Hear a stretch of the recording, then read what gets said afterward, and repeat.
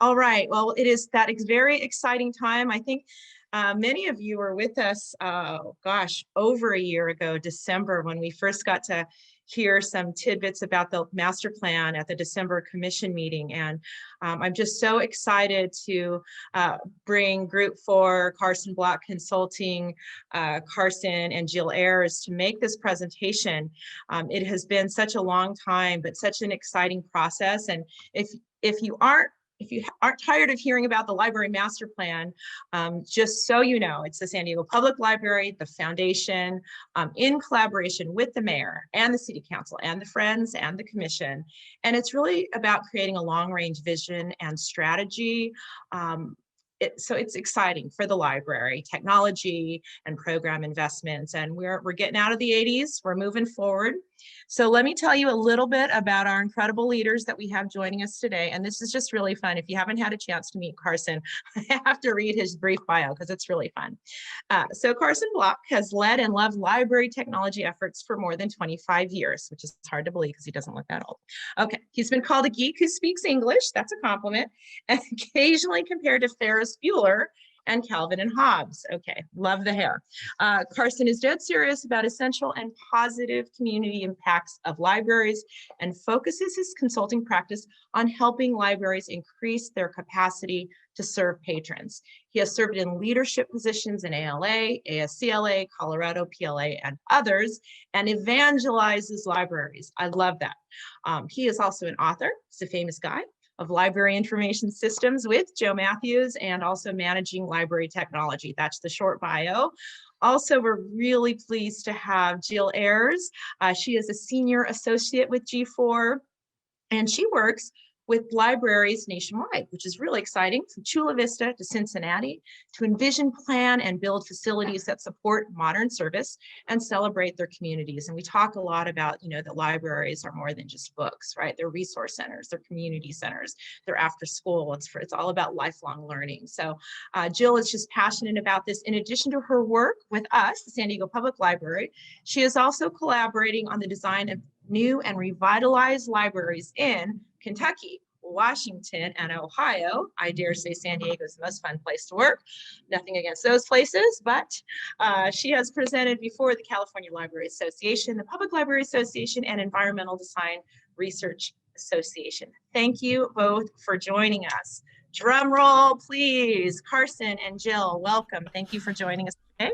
I will again just refresh folks that if commissioners have questions during the presentation, please either raise your hand or do the raise hand function, and we will open it up to questions to everyone via the chat. You may put your questions in the chat, and moderator Gudinho will help manage that towards the end of the presentation. All right, please begin. All right, well, thank you, Wendy, for that lovely introduction. As you say, the libraries are about more than just books. And they're about more than just buildings, even though I'm an architect, and they're about more than technology, even though that's what Carson does. What libraries are really about is the community. And that is what we've tried to keep at the forefront of this process all the way through, because that is what makes the library unique and what will make this plan the right one for San Diego. As you mentioned, we were last in front of you in person in December of 2019. At that point, we brought you what we were calling our plan-to-plan phase, an examination of the context in which we would launch the plan in earnest. We did launch the plan in earnest in February 2020, where we thought this would be about 12 months long, and then, delays happened. So here we are, but we have been marching forward steadily.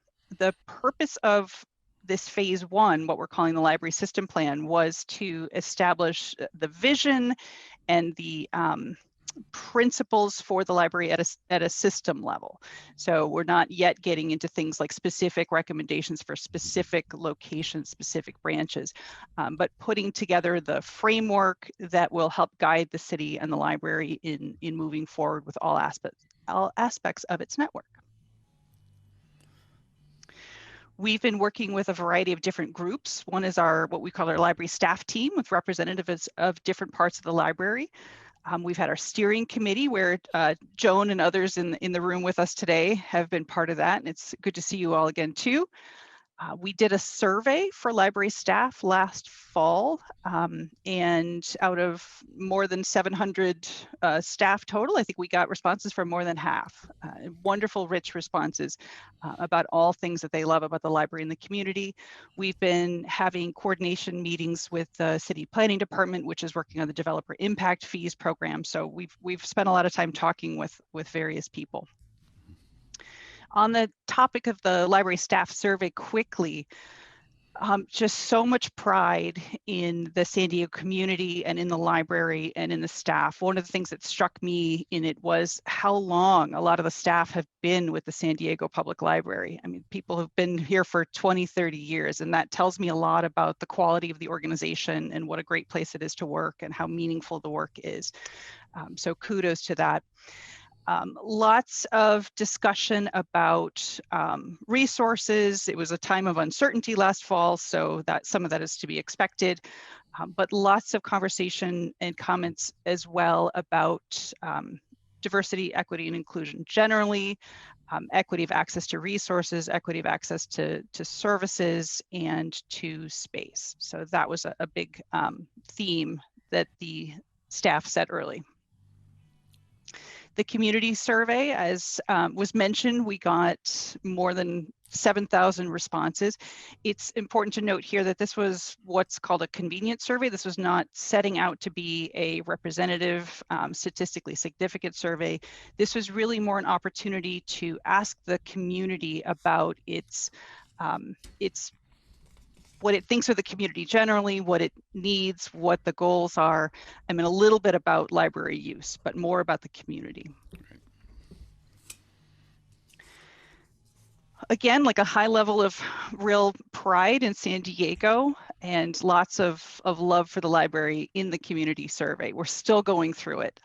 You know, the stacks of paper surveys and all the work that the library did and the foundation did to get the participation and enter the data into the database.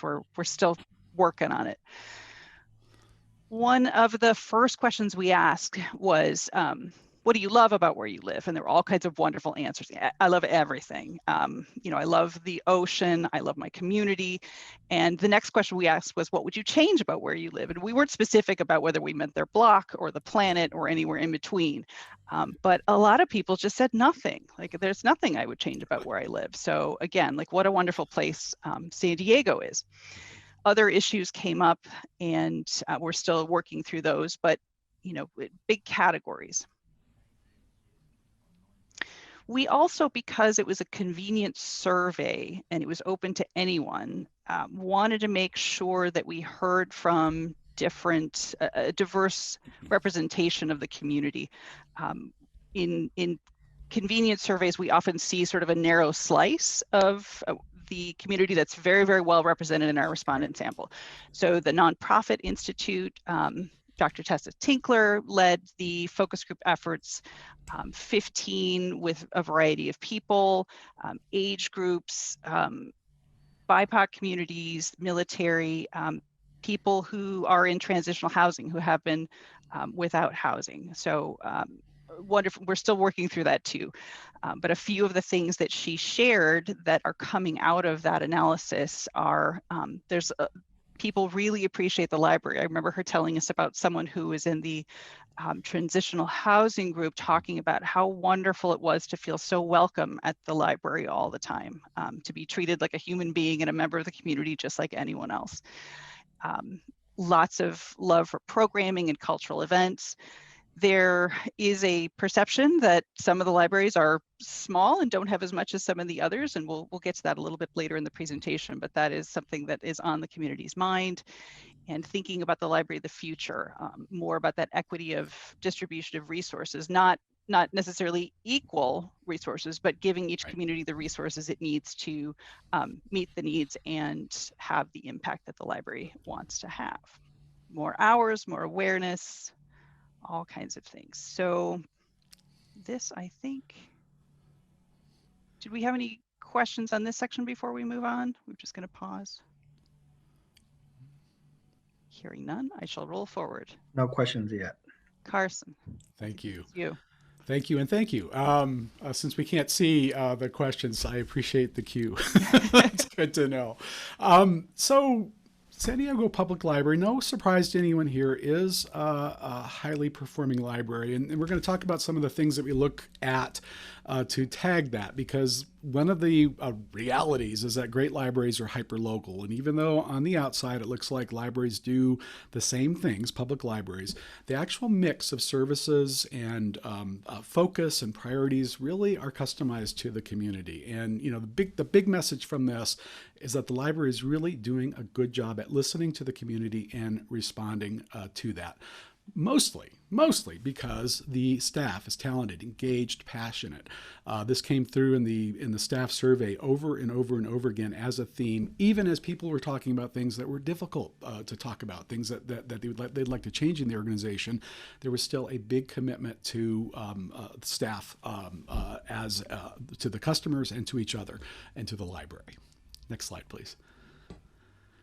The other thing that we look at is the number of innovative services, and we're going to talk a little bit about more of this in a moment, because what better time to practice your innovation skills, your sharpness in innovation, than during a crisis. And we'll go into a little bit more detail about that. So this was put to the test, especially during COVID, but the skill set existed before that through all the things that the library was doing.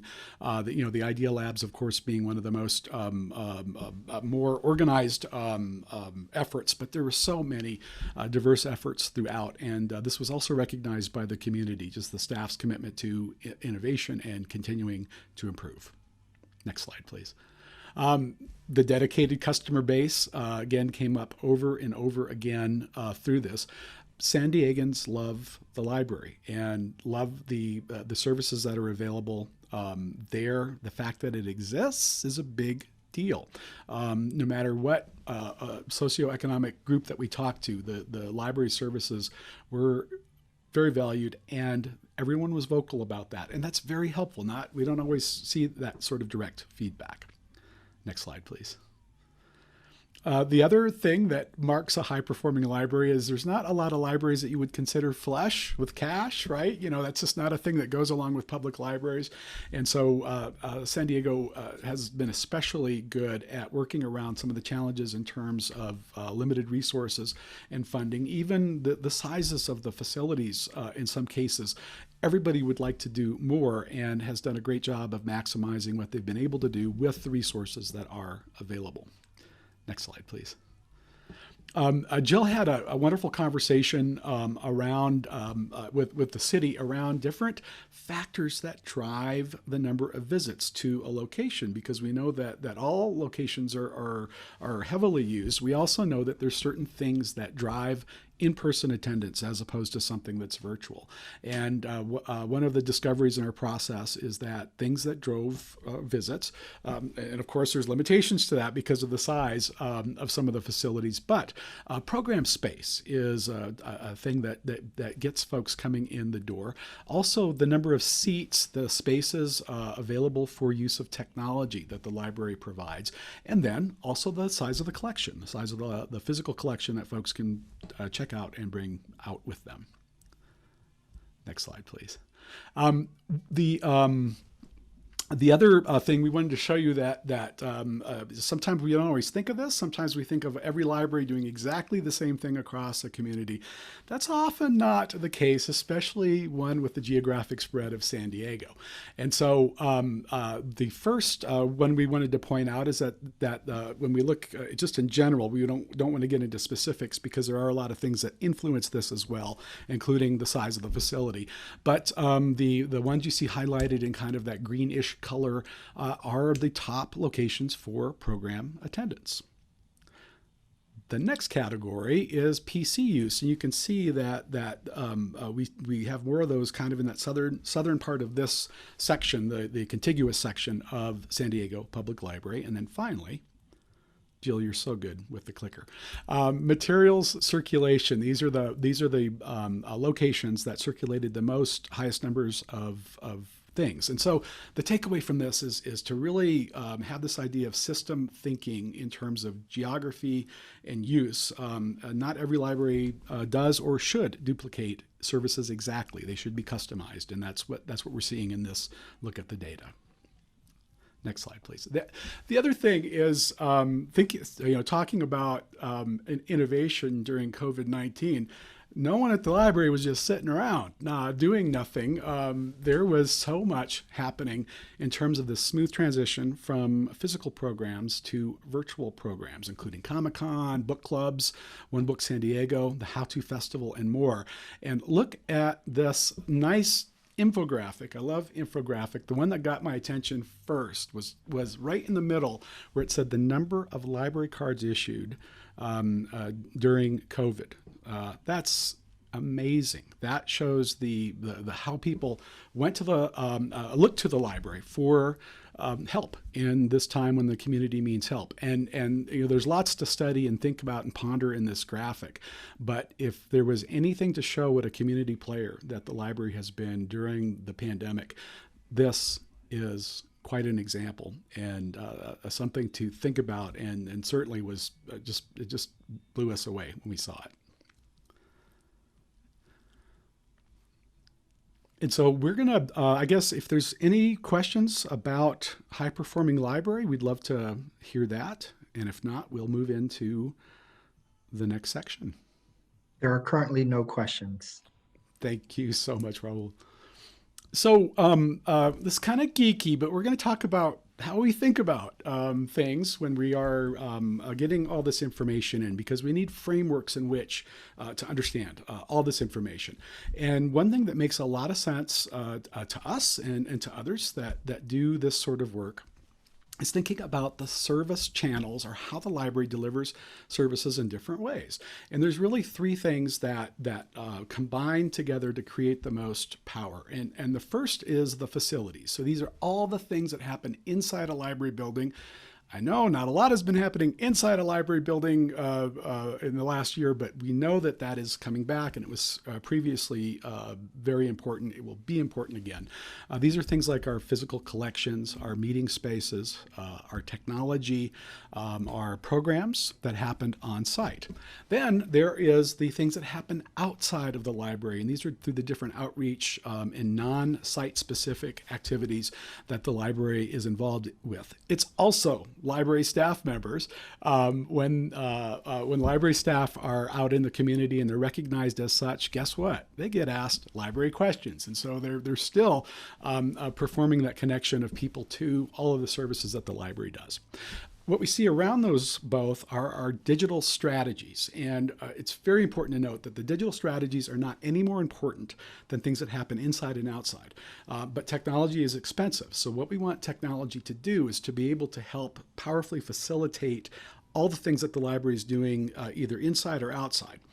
As well, we need to recognize that, and this was especially true during COVID, that there are some library services that are purely digital these days. So that's supposed to show us how we really want to do as much and leverage as much of our technology investment to support the entire efforts that the libraries make. Some of the lessons that were learned during COVID, again, the pivot that the library did was remarkable, and we saw that in the data that we looked at. These flexible, adaptive, and innovative staff, not only did they provide services, but one of the things that stood out to Jill and I in the focus group we did with staff is COVID created more of an imperative to communicate even strongly together, for staff communications to get better and more effective. This is a big deal, because this is, most people only see the external things that happen. To make those things happen, you've got to really have it together internally. And so the first thing that staff did was they increased and improved the way that they were communicating with each other to stay in touch. This is significant during COVID. Of course, dramatic increase in digital service use. The library website, Wi-Fi was made available in some cases where it wasn't available before, outside the buildings, on for longer periods of time and accessible to folks, so that they had a place for Wi-Fi. As we know, there's necessities of life. There's food and shelter and Wi-Fi. So that was something that was very important. Also downloadable media, of course, different sorts of things that are available through the library, and then programs that were provided by library staff. Now, the challenge that we have from this, and this is all really, really good, but one of the lessons that we can see with COVID is what sort of new opportunities might come from this, and that is the growth of digital is likely to continue. Before COVID, people could take or leave digital sometimes. There was a certain amount of folks that just could take it or leave it. Now, almost everyone has the idea of what is possible with digital assistance, and that's going to certainly have an impact on the library in the future. The library also has a very solid technological base. We'll be showing you some graphs that came from the staff survey. And essentially, patron tech is in pretty good shape. So one of the questions we ask is, what words would you use to describe that? And useful, reliable, and high quality were at the top of the list. And the results asking staff to evaluate their own technology, the stuff that they use to serve patrons, was about the same. It was a similar sort of response, so very positive response. The other is the Wi-Fi system. Here we're seeing a little mix, and we should expect to see that. Now, predominantly when you look at the graph, looking at the right side of the graph, that's showing a higher satisfaction as opposed to the left. There's a little bit more here in the middle saying, well, a lot of us think it's good, but almost as many of us think that there could be some improvements. This is part of a typical response for looking at Wi-Fi performance. And it's something to remember, right? Because I know this isn't super sexy when we're talking about technology. It's not very shiny, but infrastructure to deliver services, everything is dependent on wires. And wireless stuff, right? So this is one of the things that we wanted to check. And this is an area that San Diego's done a pretty good job of keeping up on, and we want them to continue doing a pretty good job. And it's a moving target and something to keep front of mind as we're going forward, especially with digital services. The technology devices that SDPL offers also, again, we see a nice gathering of fairly high performance, but also some stuff right in the middle looking at areas for improvement. And so this is for devices offered to patrons. The results were similar to staff tech. And what this showed me is that people were paying good attention to the sorts of things that they needed and the performance of those devices as well, because we all know that technology needs maintenance, it needs attention, it needs support, it needs experts to be able to help others using the technology. So this is a very good result and a reminder of how important it is to pay attention to this as we move forward. Looking at future technology, we asked staff about things that they would like to see in the future, and some of these things are things that do exist in parts of the library system. Others it doesn't. But in library technology, the physical things that people would come to the library to use, experience, came out highly on top. And this included things like a fax machine. Believe it or not, fax, if you don't know, is the service that just will not go away. Coast to coast, people want libraries to have fax machines because of different security concerns that they have with using email, different requirements, especially for healthcare sorts of things. It's still a viable service. Who would have thunk it? But that's something that staff also reported. Followed by mobile technology being very important, of course. These are making sure you're not tethered to a desk, but you can be in a lot of comfortable positions or elsewhere to be able to do this. Equity of access, thinking about the mobility and, we were talking about different branches have different points of service, different sorts of volume of use of different things. We want to keep equity at the top of things that we're thinking about, especially in terms of technology. That's on staff's minds. Streaming services, of course, that's one of the biggest things that is growing and something that we're grappling with. Wireless, of course, we want to make sure that's nice and healthy. New types of software for people to express their creativity was also cited. Learning, different learning opportunities for technology, computer classes, computer literacy, and digital literacy. And then, of course, taking the awesome Idea Labs and making that available in more places as appropriate. And finally, now this is really tiny. I know you can't see this, and we don't want you to look that closely at this because we haven't reported back all of the trends and findings, but we did a kind of a wacky online version of something that would have been fun to do in person. And we tried to have as much fun as we could when we did it online together.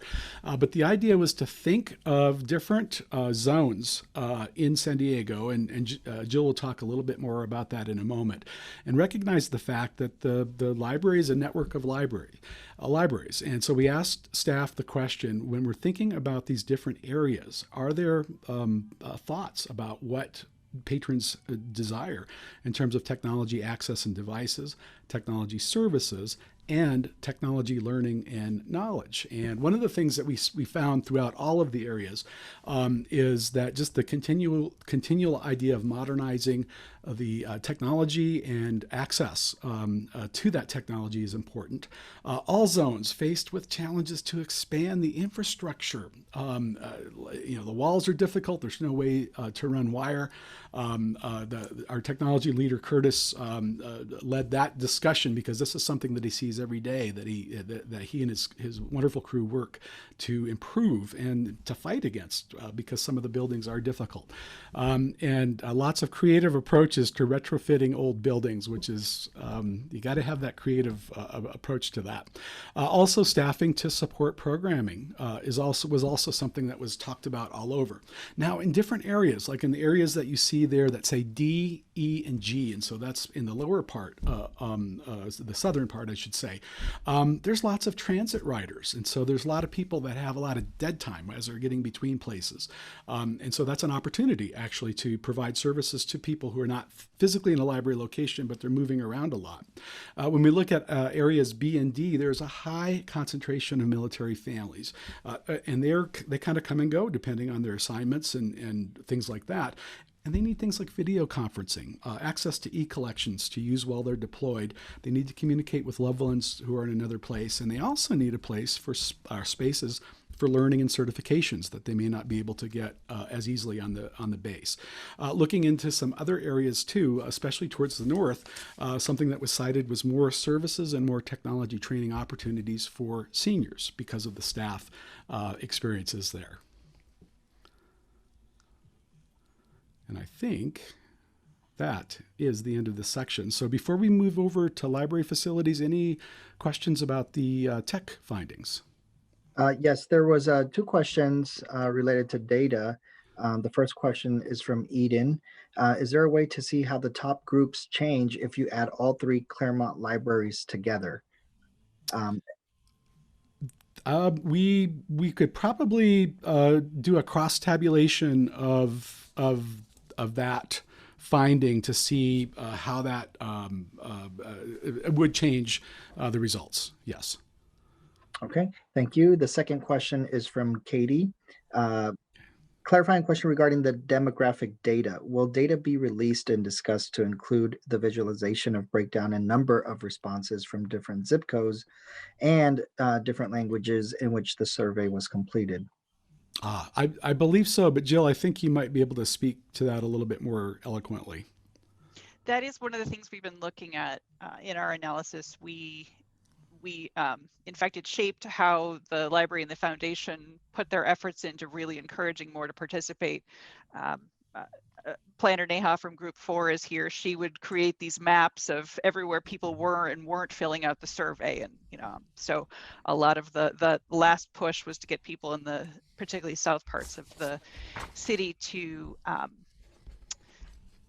participate. So yes, we can absolutely bring that forward and share whether there were differences or similarities in different parts of the city. Facilities.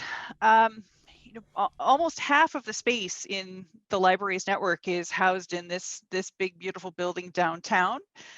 It's a wonderful landmark, and it does a lot of business. In 2019, our last full year of sort of pre-COVID statistics was 2019. So we spent a lot of time talking about 2019. 1 in 10 times anyone visited any library, it was to the Central Library, and more than a third of the entire physical collection, books, materials, DVDs, all that is housed in this building. And then we started looking at categories of branches by size and how they performed relative to each other. The bigger branches that you have, the ones that in the current the 2000 master plan called for these bigger sort of landmark libraries of 20 to 25,000 square feet, I think. And so that's the level that we're looking at here. That's about a quarter of the space in the city. And it's doing higher than that proportion of visits, higher than that proportion of program attendance, right? Like these are your sort of top performing branches because they have more space. They have great space for programs. They have good balance of space for the collection and people and technology. So it makes a lot of sense. And they also, on a per square foot basis, tend to be less expensive to staff. If you think about how many staff you need at a building, oftentimes they can effectively operate and provide service in a bigger space than they actually have.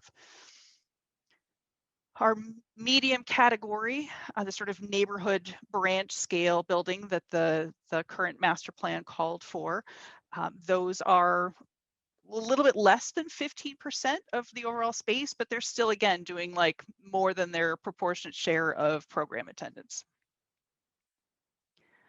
And then you look at the small and tiny ones, right? And it's about a fifth of the space in the network, but they're housing almost a third of the whole physical collection, right? So Central Library has about a third. The tiny branches also have a third of the collection stuffed into them. They did half of all the computer PC sessions in 2019, lots of demand for that. And they are, you know, opposite of the big libraries, right? They're the most expensive ones to operate. And that's not to say that they shouldn't, you know, you want to close them down because they're too expensive. But the idea, again, is like, let's leverage those staff and provide more space around them for the things that those buildings simply can't do right now. More program space, all of those things. When we were with you in December 2019, we looked at space on a square foot per capita basis. That was a metric that we often use in library facilities master plan, simple ratio of how much library space there is relative to population size. The master plan from 2000 had recommendations by council district. So that was the way we looked at it at that time. And we said, you know, there's this wild disparity between council districts in terms of how much space there is, right?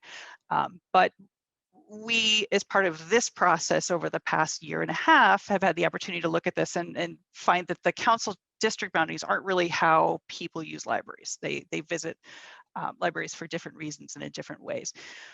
One of the analysis we did was to take a sample of customer data, totally anonymous, don't know who they are, don't know what they checked out, but we do know where they lived, where they checked something out from. And when you start mapping those on top of each other, you get these patterns. This is too small to see, but you get this idea of how far people are willing to travel. Do they always go to the one closest to their home, or are they visiting one across town for this reason and that?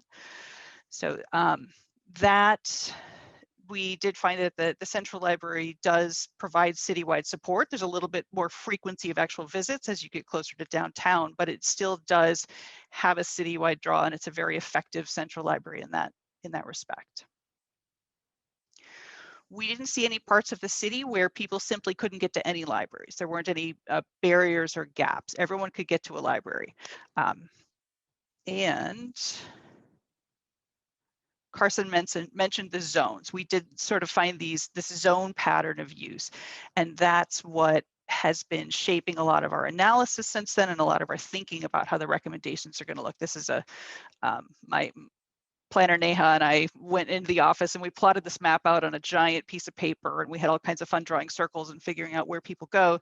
But these 6 still lettered zones, because we haven't found better names for them, have been a big part of our work since then.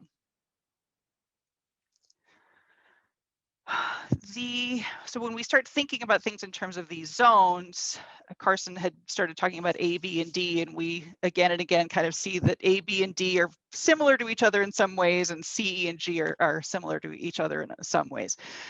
So the north and west parts of the community, more of the affluent neighborhoods, most of those bigger buildings, those bigger branches are in those areas. And those are the buildings that have more library visits, more circulation, more program attendance. look at the other 3 zones and you start seeing very different patterns of use, very different communities. More of those tiny little branches that are working so hard and are so full of books and have such pressure on them to provide computer services and all kinds of things. Those tend to be in these parts of the city. So that's where we are. Square foot per capita. Looking at a citywide basis, if you take central library square feet and you put it over the entire population, you come out for about 0.26 square feet per capita. That's the effect that the central has on the system. You add in the branches citywide, you get about 0.32. Add those 2 together, and right now you have a current total of about 0.58 square feet per capita. What does that mean? It's a point, it's a data point. But when we start looking at the different zones, we start to see some of those inequities still, right? We've still got our D, A, and B, which are doing a little better than average on square foot per capita, and C and G, which are a little bit below. So even though the disparities aren't as grand as they looked back in December when we were looking by council districts, there's still a little bit of inequity in some of these communities in terms of access to library space. Now, this square foot per capita is our current point in time. As the population continues to grow over the next 10, 20 years,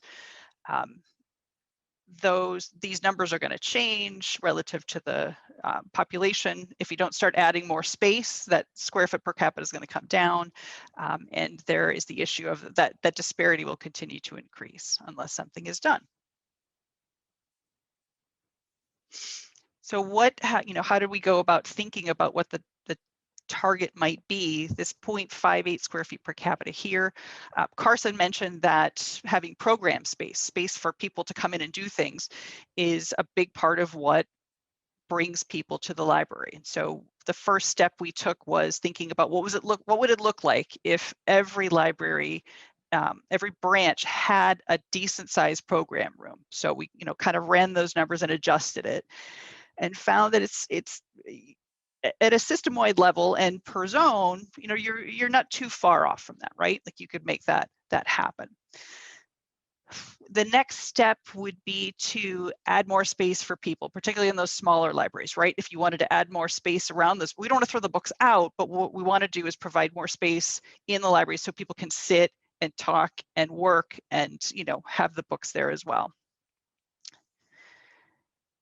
And then, if we wanted to grow the collection more, right? The size of the current collection that San Diego has right now is shaped by the budget for materials acquisition and the amount of space you have to put books in. So, that's not the first reason we would talk about growing your buildings, but it's still a consideration for now and for the future. These targets we would recommend, because now we've seen how people move around and this is a pattern of use. These space targets would be applied per zone, as well as citywide. So not sort of the neighborhood specific, but taking advantage of people's patterns of use.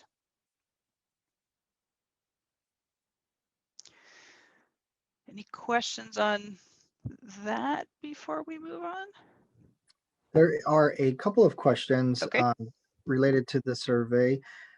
One of them is from Laura Dennison. Was your community survey divided into people who have always lived in San Diego versus those who have used a library in another city? What are the differences or comparisons?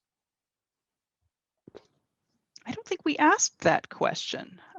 We kept the demographic questions light. We wanted enough so we can get a sense of where people lived, and we had some race and ethnicity question, we had an age category question, but other than that, I think we really let it be very open and letting people share.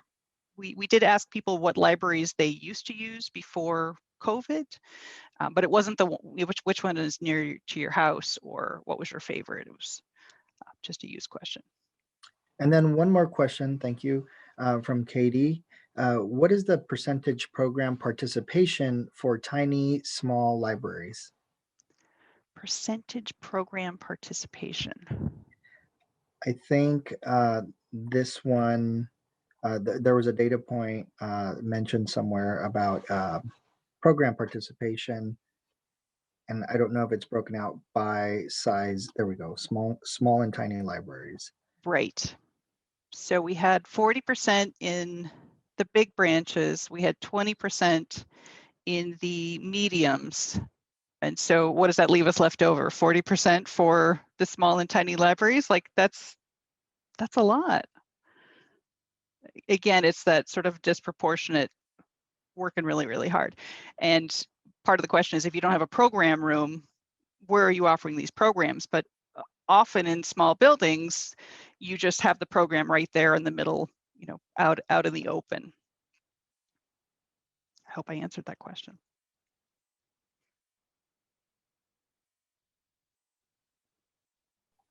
Okay, so out of all this analysis, all of our work with the library staff team and the steering committee and our wonderful core project group, we developed this framework for thinking about what the future of the San Diego Public Library network would look like.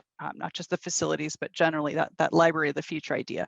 And the 4 concepts that are shaping that vision are equity and engaging in experience, you know, having libraries everywhere, like Carson mentioned, and then having a library that's very empowered and high performing. Break this down on equity, having a library that really does serve all of the diverse community. Everyone, all the groups that we went and talked to in the focus groups, everyone who needs something and wants something for the library, they should be able to find it there. Back to that idea of providing space equitably in each zone, correcting that and letting there be plenty of space in each zone for all the services that people need. And Carson mentioned this earlier, but not a one-size-fits-all vision for what's available in each branch, but really tailoring that to what the people who use that branch need and want. Having libraries that are inviting, appealing, and attractive. The newer branches in your system are lovely and wonderful. I haven't had a chance to walk through many of them. I'm sure most of them are lovely. But you know, walking into a library is really a wonderful experience, particularly if it's your first time in there, and having people feel like this is great, I want to keep coming back here, is a big part of why people go to libraries. Having buildings that are well maintained, safe and accessible, you know, roofs don't leak, sidewalks are, you can roll a wheelchair or a walker up on them. All of those things are part of this too. And then that idea of adaptability for the future, something that can change as the community changes over time, as their needs change. Resilient, particularly because of COVID, things got closed and it became complicated to open them. So having that infrastructure there and then being ready for the future, whatever it comes, technology. It'll be fun to see what libraries evolve into in San Diego. Library everywhere, that diagram of there's digital, like wherever you are, you can get access to the library. With robust services, great partnerships and outreach strategies too, like helping the library step outside of the walls of its own buildings and leverage community spaces as well to bring services closer to customers. And then empowered and high performing. Back to the idea of staff having the training and the time and the resources to deliver all the services they want to provide, have the impact they want to provide. And there's a building element of that too, having the buildings be very easy to operate. So staff aren't doing mostly transactional tasks, but really are spending as much time as possible with customers, and making sure that the library has enough resources to provide service and access as well. So that is the emerging vision for the library. I saw a hand up at least. Yes, there's a hand up from Claudia. Would you like to take the question now? Sure. Hi, Claudia. Please state your question.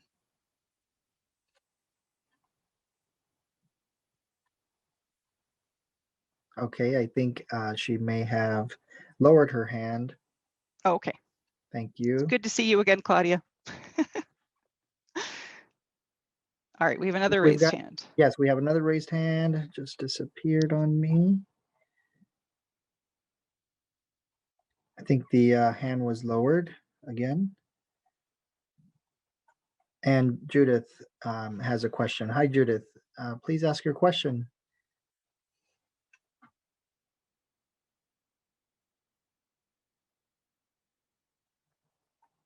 Okay, the hand was lowered. Okay, I'm here. I'm sorry, but my computer did something strange.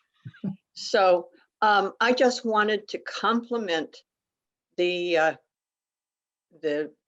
consultants on this wonderful survey that they have completed, or draft at this point, I presume.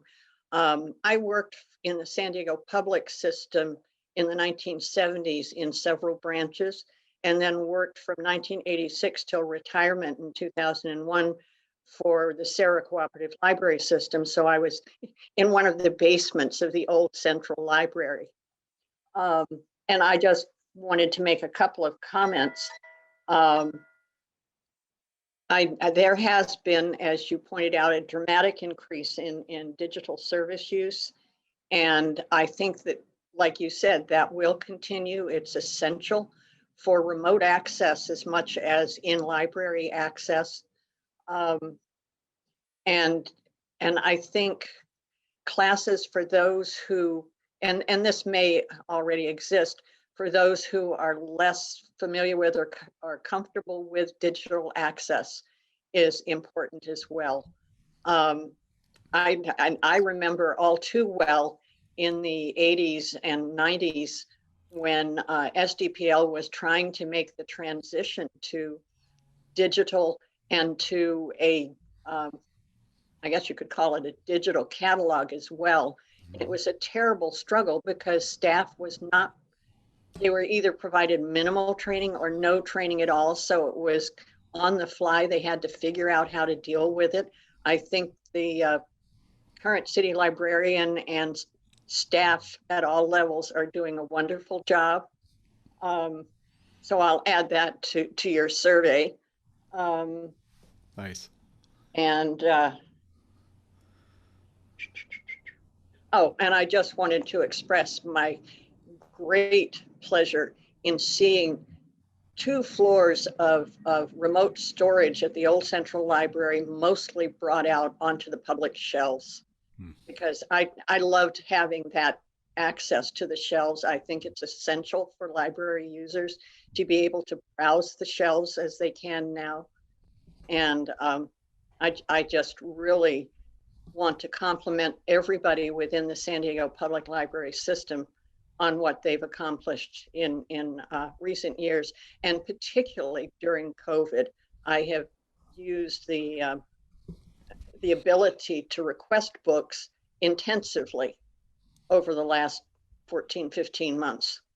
And I think it's been essential for a lot of people. I certainly see the hold books, huge lines of hold books in the meeting space at my branch, where people were able to come in and get them either at the front door and then gradually into the meeting space. And now they've actually moved into an area within the main room for the whole. Thank you, Judy. Thank you. Thank you. In the interest of time, I will say we have 27 minutes left for the presentation. We have one more question. Would you like to continue with the presentation and take all the rest of the questions at the end? Okay. We're almost done. Thank you. So that's where we are. That was our sort of trying to boil down 18 months of study into some, this meeting. So thank you for being patient with us as we're trying to work through that. What's next for us is we really want to hear from more of the community and bringing some of these ideas and this story and these principles out to the community, see what they think. Does it resonate? Does it feel like they can see themselves in it and see the future of the library and their community in that? So working through what we can go hopefully do in person in San Diego. I feel like I'm at the limit of what I am ready to do through digital strategies. It's totally enjoyable, but the idea of trying to do 7,000 more of those in a digital format makes me tired. Looking forward to being able to meet people in person and talk with them. Yes. Yes. We did an update for the Community Planners Committee, and we'll do another one of those in the coming months. Doing a presentation for the Public Safety and Livable Neighborhoods Committee to update them. And then once we have an idea that we're on the right track and we've got some good community feedback on it, we'll start writing it up, publish it for public review and stakeholder review as well. And then we'll be done. But schedule's still to be determined, a little bit based on when we can start getting that community engagement. Okay. Hopefully we still have 24 minutes left. Before we jump into any other questions or comments, fascinating, absolutely incredible and comprehensive presentation. I know that's just the preliminary plan findings and framework, but really a huge thank you, Carson and Jill and your team. There was a lot of information from many, many people. And at one point I was loving your graph that looked a little bit like the old school Etch-a-Sketch. I'm like, oh my gosh. So thank you. What I just love about it, and I was just taking copious notes because I'm so excited, is it really did confirm a lot of the things that we've been hearing from the community. I mean, these issues of equity, and we can just talk to our friend Claudia to know, right? But how libraries are used differently. And so I just really, again, want to thank you for that really wonderful first presentation about what we found so far. And thank you everyone for joining. In the interest of time, so I give everyone an opportunity. If anyone has any other questions or comments, if we can just keep them to a minute, but I do want to make sure, and thank you, Raul, for doing such a great job moderating. If we have any other questions or comments, you can do them now in the chat or raise your hand, but this is, like, I had to find another piece of paper. I was taking so many notes, and I know my partners were like, yes, this is what we know. And then, North County usage is different from South County usage. And how do we get, everything distributed more equitably and equally? And so just absolutely fantastic. I mean, you would think that you would have been with us for 20 years with all of that information. So excellent job to your team, Carson and Jill. Absolutely fantastic, and really, really great questions. So I'll throw it back to Raul to ask for questions or comments from the attendees or commissioners. Absolutely. We have a question in the chat and a raised hand. We're going to go with the question in the chat first. With greater emphasis on climate change in San Diego and the city realizing the need for convenient mass transit, did you survey the libraries on how people come to the library, for example, bus, car, or skateboard? That's a really good question. Part of the data analysis, we didn't ask that direct question. We didn't ask about transportation, but as you could see in one of the questions that we shared, that transportation issues, including walking, skateboard, streets, public transportation, auto transportation, came up as a theme, a very strong theme in terms of things that you would change if you could change something about. So of course, the majority of those comments are not how awesome it is to do transportation in San Diego, but it's about the challenges that each face. So while the question was not answered or asked directly, that emerged as a very important topic, and there's lots of, and that was an open-ended question, lots of excellent data that we're in the process of classifying so that it's easy to review and see some of the challenges that people have with transportation in the community. Thank you. We have a question from Jane. Please state your question.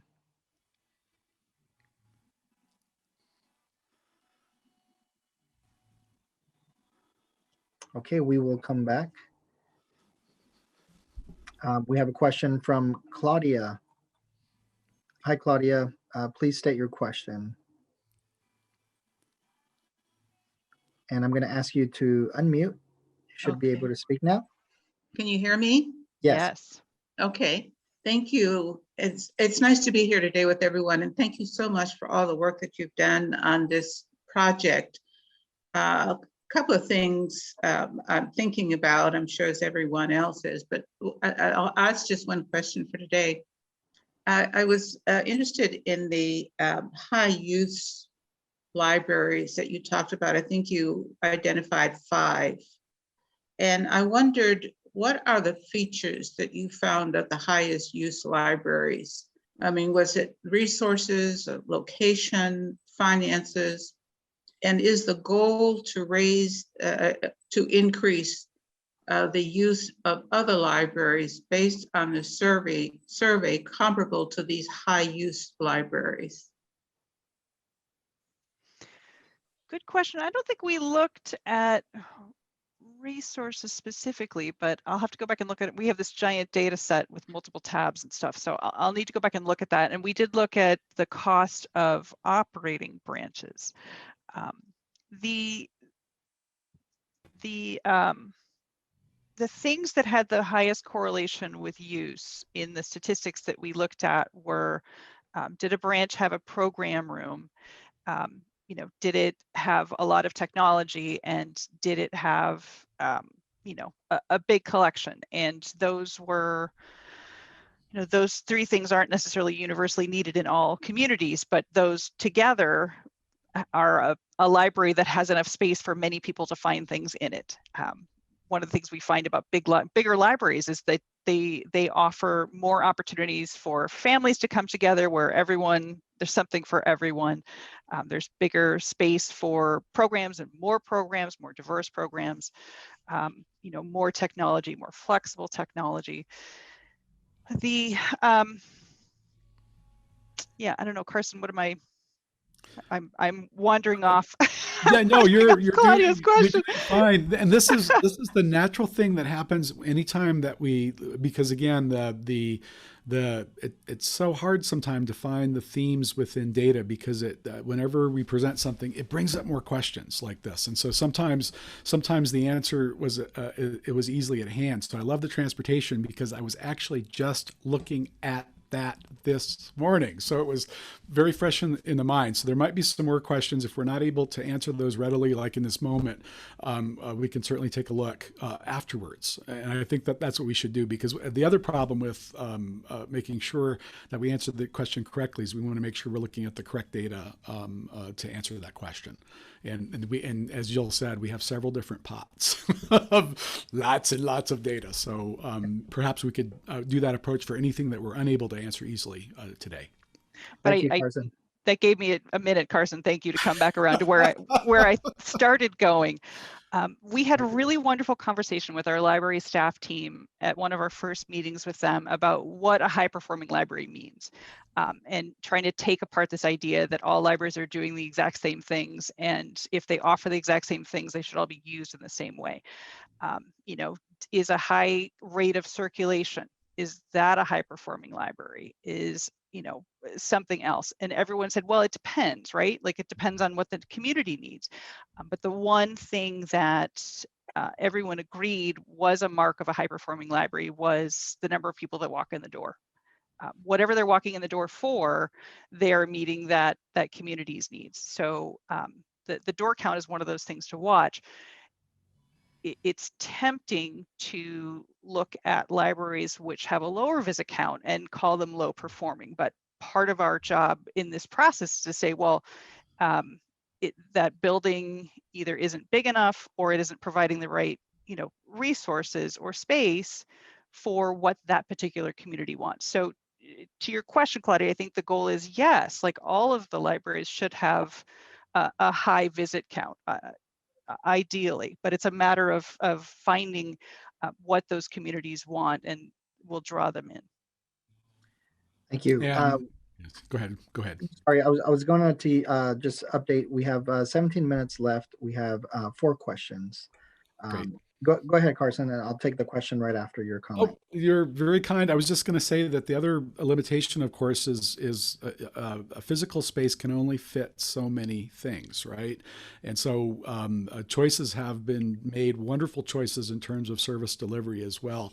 But as Jill said, it's very hard to find that metric that applies universally because it's so individual to those needs and to the actual capacity of the library in that area to serve. So I just wanted to mention that. Thank you. I'm going back to Jean now. Jean, please state your question. Thanks. You finally got me unmuted. 2 points. One, I think it's just a follow up on things that have already been said.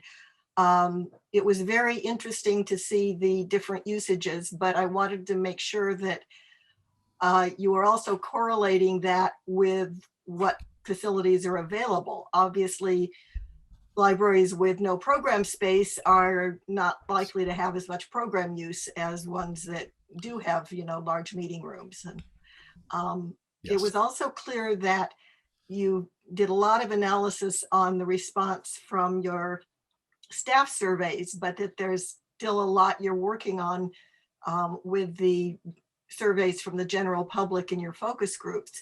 And I was wondering when those next results will be available.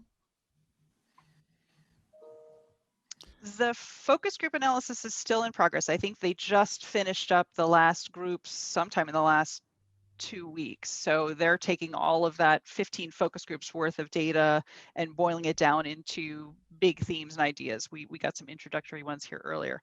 The community survey, honestly, the response we got was magnitudes higher than what I would have expected in any other community. Yes. We often with library surveys like this, we'll get 1,000, 2,000 responses, and that's a manageable number for asking questions like, what do you love about your community? We got 7,500 responses of what people love about their community and a whole host of other questions. It's really taking us a while. We are leveraging some AI technology to start boiling things down into big pots, but then it's just going through. I think we're hoping to get the big themes taken out of that in the next month. Yeah, I think that's right. And as Jill said, something to note about AI, artificial intelligence, is it can only be as intelligent as we teach it. And so that's part of one of the iterative processes. As a sidebar, when you're doing AI analysis of so much subjective information, which are those open-ended questions, which are awesome for people because they don't have to be locked into any set answers, is to go through and actually test and review that. And that's all manual work. That's many people looking at that to make sure that this is accurate and actionable data. So we're having a lot of success with that and a lot of fun. And it's like teaching a kid something in a way. Thank you. Another question in the chat from Isabel. Will the presentation or data be made available?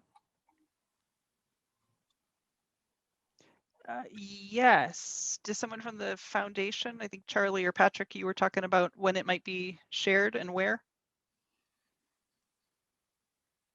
Yeah, we intend to have the presentation for this recording will be available on supportmylibrary.org/masterplan within the next couple of days.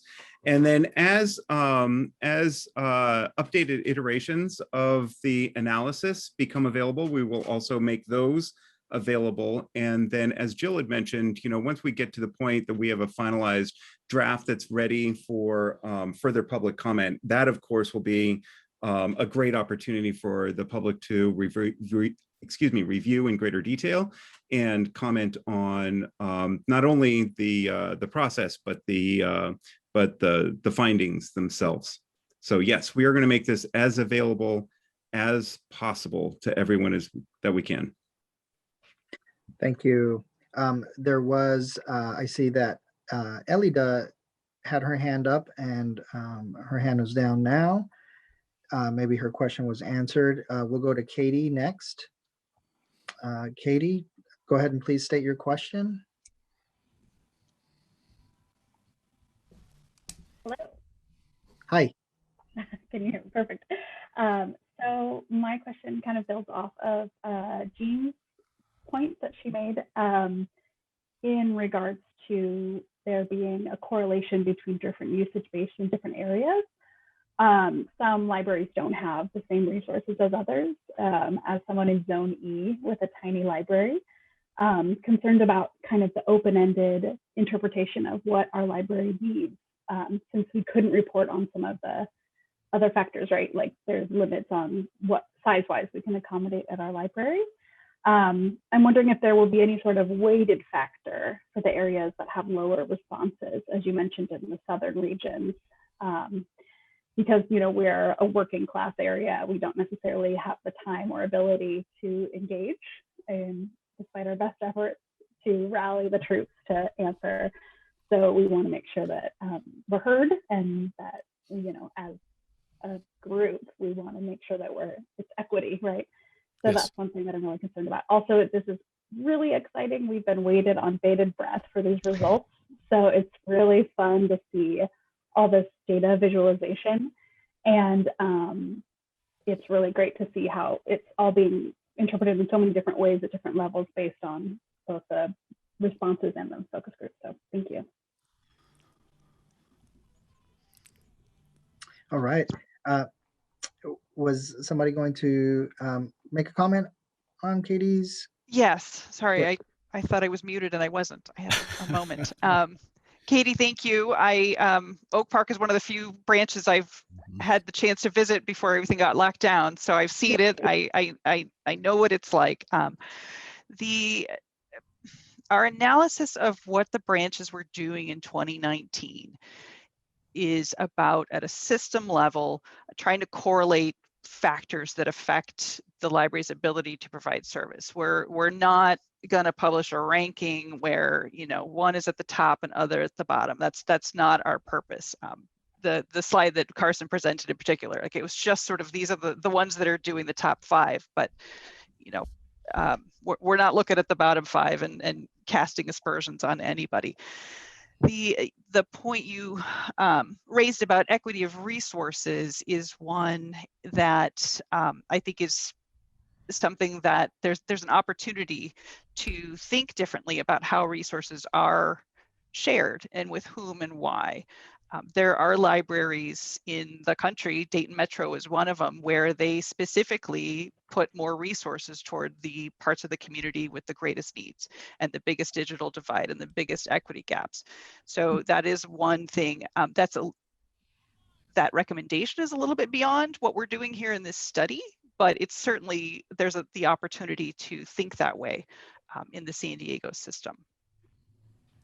That was also the purpose behind the staff looking at specifically in terms of technology and digital equity as well, because we know that there might be limitations and realities as far as increasing the physical size. We also know that there's limitations, of course, with access and people having the devices, for instance, and the connectivity to get it. But that was something that we were trying to probe in that area, that realm, to make sure that we were thinking as widely as we could on how to serve people in any way we could going forward. Thank you. Thank you so I'm much. going to circle back with Elida. Please state your question.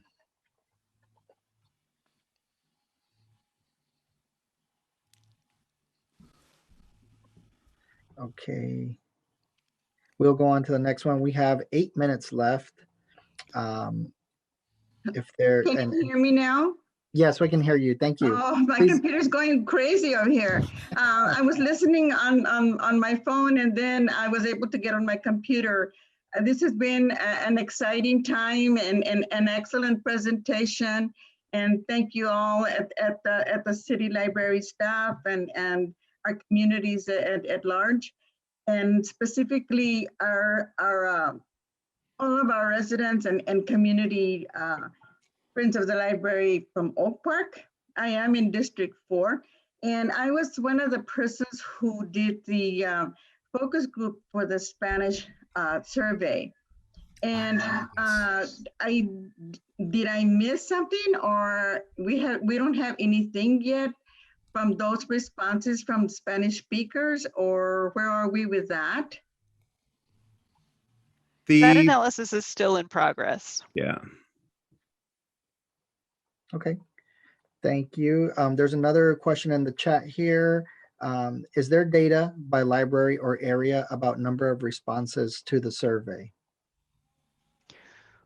One of the demographic questions we asked people was for their zip code, and they weren't required to put it in, but most people did. So we do have the ability to tie community survey responses to individual zip codes.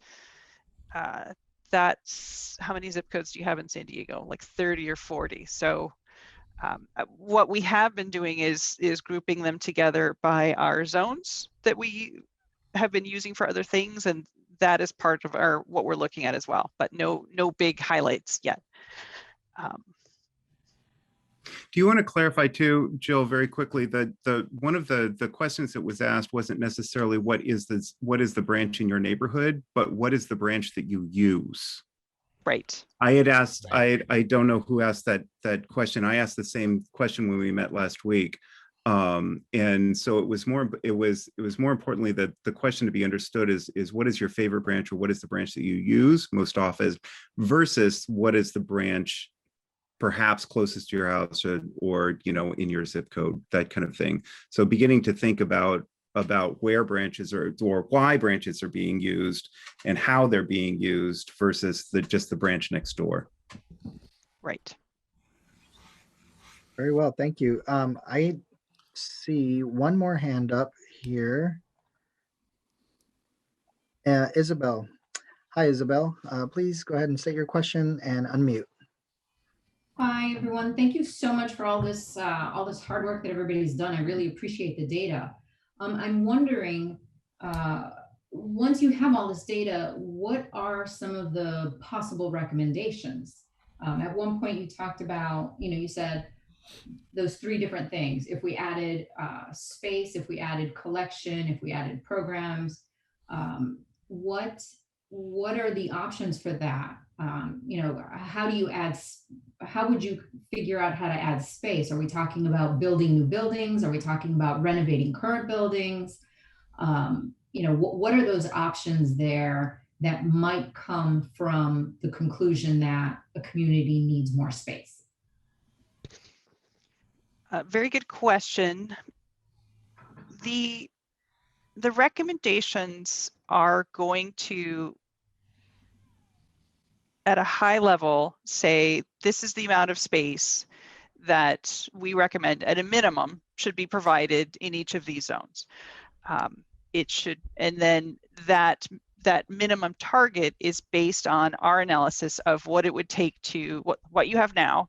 If you added enough program space per zone to have a good meeting room at every library, you added space in each zone to have a more of a well-balanced feel, particularly in your small and tiny libraries. And then, what you might want to be able to grow the collection beyond what it is now. We are not getting to the specifics of what should happen at each facility. That is the next stage of master planning. Does Oak Park get expanded or replaced? Does Ocean Beach get renovated or expanded, or whatever it is? That's the next stage, looking at those opportunities.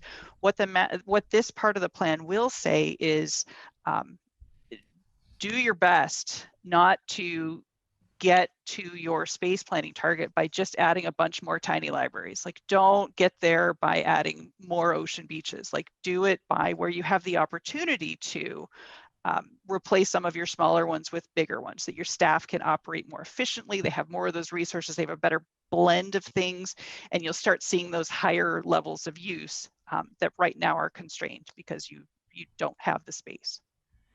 Thank you, Jill. And I think what I'll add to that on the city side is that we're going to take all of these recommendations, and as updates to certain facilities come up and they are in line for whatever work they have, any type of maintenance or repairs or additions, etc., this is going to be used as a guiding document to figure out what the needs will be into the future. So definitely working hand in hand with the planning department as well. So it's a city. It's going to be incorporated into the city's master plan update. I know the time is now 1:58. We have a couple minutes. I know that we need to adjourn at 2 p.m. So with that, I will turn it back over to Wendy. Yes. Thank you so much, Roel, for moderating. Thank you, everyone, for joining.